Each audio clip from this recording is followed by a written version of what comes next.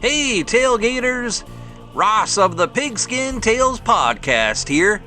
The buzz of summer and the anticipation of the college football season is in the air. It's the perfect time to gear up with Home Field, a premium collegiate apparel brand based in Indianapolis. They have over 150 plus college designs to choose from, each one showcasing a unique part of your team's history. My personal experience with Home Field has been exceptional. Their apparel is comfortable and their vintage designs bring back fond memories of my alma mater. So as the excitement for the upcoming college football season builds, make sure to visit Home Field's website at homefieldapparel.com. Get ready today for the upcoming season and represent our favorite teams in style with Home Field. Again, that's homefieldapparel.com.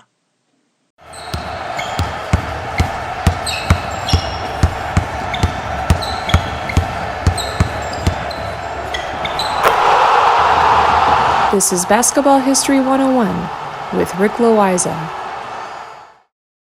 Welcome back to award-winning Basketball History 101, part of the Sports History Network. I am your host, Rick Loayza, and this is the podcast where we bring to life some of the forgotten stories from basketball history. We are bringing old-school basketball to a new school audience, and today we bring you the story of Albert Goodwill Spalding, or Al Spalding for short. The name may sound familiar to a basketball fan, particularly an NBA fan, because for decades the NBA used basketballs made by the Spalding Company. We are talking about the same guy.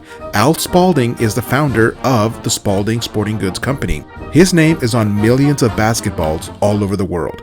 But who was Al Spalding? He was not a basketball player, which makes him an unusual subject for a story by Basketball History 101. Al Spalding was a professional baseball player in the 1870s. Yes, I said the 1870s. He was born in Byron, Illinois on September 2nd, 1849. When he was born, the President of the United States was Zachary Taylor. The American Civil War would not start until he was already 11 years old. He grew up and attended Rockford Central High School in Rockford, Illinois. From there, he began to build a reputation as an ace baseball player. He played for a few different amateur teams in the area, including teams like the Mercantiles and the Rockford Four Cities. Remember, this was the 1860s when his amateur baseball career was just getting started. Professional sports in the 1860s was nothing like what they are today.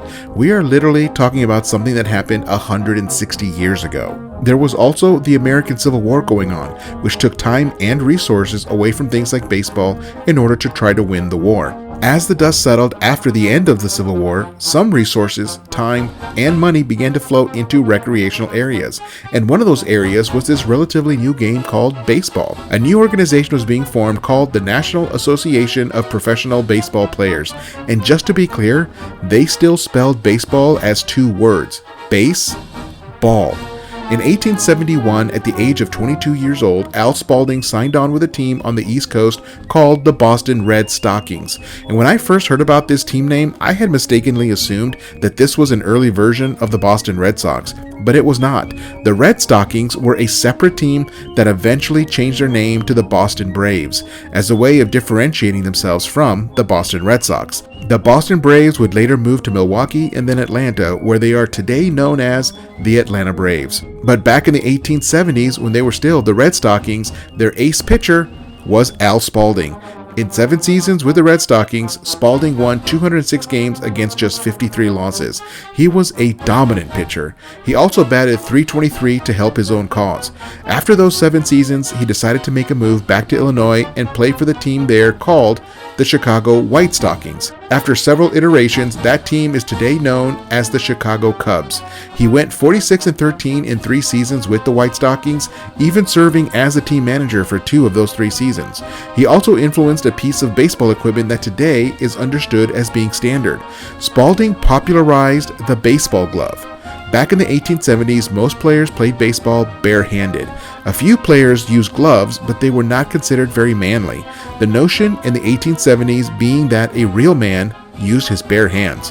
Well, Spalding began using a glove on his catching hand in order to take some of the sting away from catching barehanded, and because he was one of the most popular players in the league and the best pitcher around, the stigma around wearing gloves disappeared, and suddenly, players all over the league started to wear baseball gloves.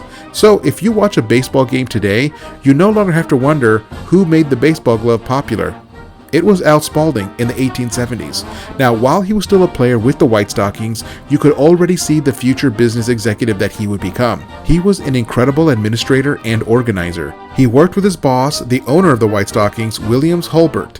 Spalding had an idea for a new version of a baseball league that was much more about business in its orientation. Now, here is what I mean. The National Association that Spalding played in as part of both the Red Stockings and the White Stockings was more of a gentleman's game. While the players were technically professional since they were being compensated, the entire league operated more like an amateur baseball league. The idea was more around recreation and just having a good time. The compensation was not much, and most players had some sort of a day job to help make ends meet. But Spalding saw this as a serious business opportunity. He wanted to transform baseball into a real professional sport where players and owners could make enough money to make baseball their primary profession without the need for day jobs or winter jobs. Spalding, along with Hulbert, approached the owners of some of the other stronger clubs in the league. They approached Cincinnati, Louisville, St. Louis, New York, Philadelphia, Boston, and Hartford, and they set up a secret meeting about leaving the National Association and forming a brand new league that was more of a straightforward business. They all agreed and signed on to what is now known as the National League. If you are a baseball fan, then you know that the National League is still alive and well with 15 teams across 3 divisions. They are now merged with the American League to form Major League Baseball. But we can thank Al Spalding for getting the National League started. It was his idea. Now, the sport was on a more professional footing, with tickets being sold and stadiums being built. But Spalding had another idea that caught on with the other clubs and is considered standard today. Once he retired from the White Stockings as a player, he stayed with the organization as a part owner and president of the club. His idea was to take the team to a warmer city for spring training. The idea was to get in a couple of weeks of practice to prepare for the upcoming season. Now, prior to this idea, players would just return to their club the day before the first game, and then just go out there and play all summer.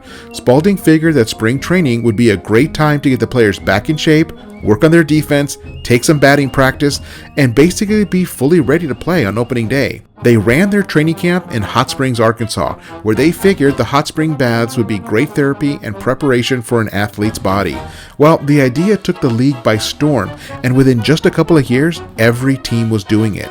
A number of teams went to Arkansas, while others went down to Florida. Al Spalding was a man filled with great ideas, but his biggest idea, as far as I am concerned, was in basketball. And I'll be right back with a story of how this baseball man made an enormous impact in basketball. This podcast is part of the Sports History Network, your headquarters for the yesteryear of your favorite sport. You can learn more at sportshistorynetwork.com. At the Sports History Network, we're all about sports yesteryear, and so we're so pleased to introduce you to Row One, an online memorabilia gallery and shop that brings you sports history to life anywhere. The Row One gallery includes over 5,200 gorgeously reproduced prints of team posters, game program covers, game tickets, advertisements, and more in baseball, pro and college football, pro and college basketball, and more. And any gallery item may be printed in a variety of sizes on wood, metal, canvas, acrylic, or poster paper.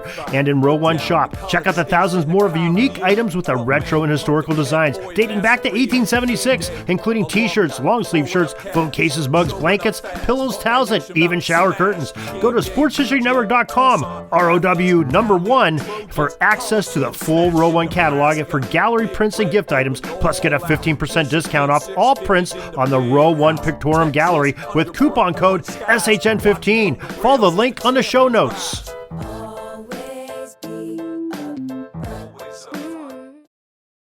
Welcome back to the show, and let us continue with the story of Al Spalding. In the first half of the episode, we talked about his career in baseball as a player and an executive. He popularized the use of the baseball glove, he took the initiative in founding the modern National League, and he invented the idea of spring training, which is still used today. but his impact on basketball is what I really wanted to focus on. While he was still a player with the Chicago White Stockings in the late 1870s, he decided to start his own sporting goods company. The idea was primarily supplying sporting equipment to the general public as sports everywhere were becoming more popular. Not only was baseball gaining momentum, so was American football, golf, and tennis. Along with his brother Walter, they opened the first Spalding Sporting Goods store in Chicago. The store was so popular that they expanded to 14 locations very, very quickly. From there, they decided to start manufacturing their own equipment, which was an opportunity to make even more profit. Manufacturing their own equipment cut out the middleman. They would no longer have to buy equipment wholesale in order to resell it at retail. They could then bring equipment in at cost and still sell it at retail prices. One of the first things that he made was a baseball. He wanted to make a better baseball. Back in the 1800s, baseballs were notoriously inconsistent. Some balls were harder or softer than others. He wanted a baseball that performed consistently, and his company quickly became the primary supplier of baseballs to the National League. He also made tennis balls and golf balls, and after that, they started to make almost every kind of sporting equipment. But here is where basketball comes in. The game of basketball was invented in 1891 by Dr. James Naismith. Although he was just James Naismith at the time, he would not earn his PhD until years after inventing the game. Anyway, Naismith had just invented the game in December of that year and introduced the idea of the game the following day to his physical education students. Today, we take for granted the idea of a proper basketball, a court, rims, and a backboard. But keep in mind that in the case of Naismith, he was introducing his students to a new game that he had literally just invented the night before. He did not have anything that looked like modern equipment available to him. He used peach baskets for the rims. He had asked the janitor of the building if he had some boxes that he could use for the new game. The janitor did not have any boxes. He only had a couple of peach baskets that Naismith could use, but he had to return after he was done. And that, my friends, is how the game was almost called box ball. In a stroke of luck, what the janitor had available were baskets. And that is how we get the name basketball.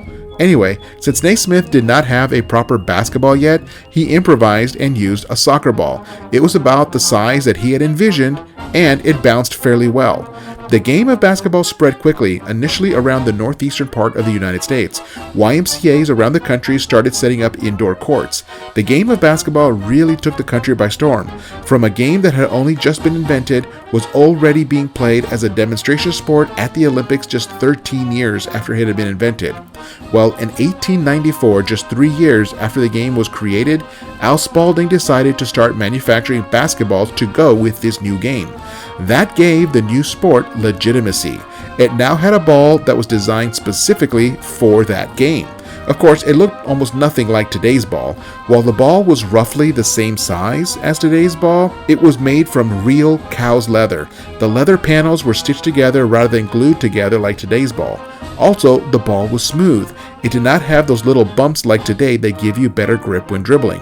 But the real thing that stuck out about the original ball was that it had laces on one side like a modern American football. They had to squeeze the rubber bladder into the leather casing. Then the leather casing had to be stitched closed. Today, the panels are glued to the outside of the bladder, so no stitches are required. But the main point is that it was Al Spalding who helped give this new game legitimacy by manufacturing an official basketball. He later began manufacturing rims and backboards. In reality, his motivation was financial. I mean, let us be real about it. He saw a growing sport that did not have an official ball. He owned a sporting goods company with manufacturing capabilities. It was a chance to make some money, but again, in that process, he helped give the sport a firm foundation. That fact alone makes Al Spalding one of the greatest contributors to the growing game of basketball. His impact was and still is tremendous. For decades, the Spalding Company made the official balls for the NBA. A couple of years ago, the NBA decided not to renew the contract and switched over to Wilson for the official NBA basketball. And that is too bad. The history of the Spalding Company and basketball is so intertwined. Spalding is the inventor of the actual ball used in basketball, and I think that should count for something. So if you have a Spalding basketball at home, take a look at it. Look at the name Spalding stamped on the one side of the ball. That is the name of the man who invented the ball that you are holding. I used to coach youth basketball when my kids were young, and I only ever bought Spalding basketballs to run my practices. I still have a huge bag full of them in my garage. As for Al Spalding, he passed away in 1915 at the age of 66. He has been gone over 100 years, but his legacy lives on. His company still makes all kinds of sports equipment for a number of different sports. Unless something really goes wrong with the Spalding Company, I imagine that the company will be around for as long as sports are around. So, hats off to Albert Goodwill Spalding, the inventor of the ball used for basketball, the greatest game in the world. Well, that is all for today. Join us next time when we share the story of a professional basketball player from the 1950s who went by the name of George Marcus. The only problem was that the name George Marcus was a fake name. The player was actually still in high school and used the fake name to protect his amateur status. The real player is now in the Basketball Hall of Fame and considered one of the top 10 players of all time. That's next time on Basketball History 101, part of the Sports History Network, the headquarters of Sports Yesteryear. Go to sportshistorynetwork.com to find out more about this and other sports history podcasts. If you like what you hear, please hit that subscribe button wherever you get your podcast. And check out our page on Facebook. It's called Basketball History 101 Podcast. There you will find shorter historical posts as well as comments and discussion starters on today's game. I'll also announce there when new episodes come out. I want to thank my producer and editor, Jacob Loayza. Join us each week as we continue to mine the history of basketball for more great stories from the past. Take care, and see you soon.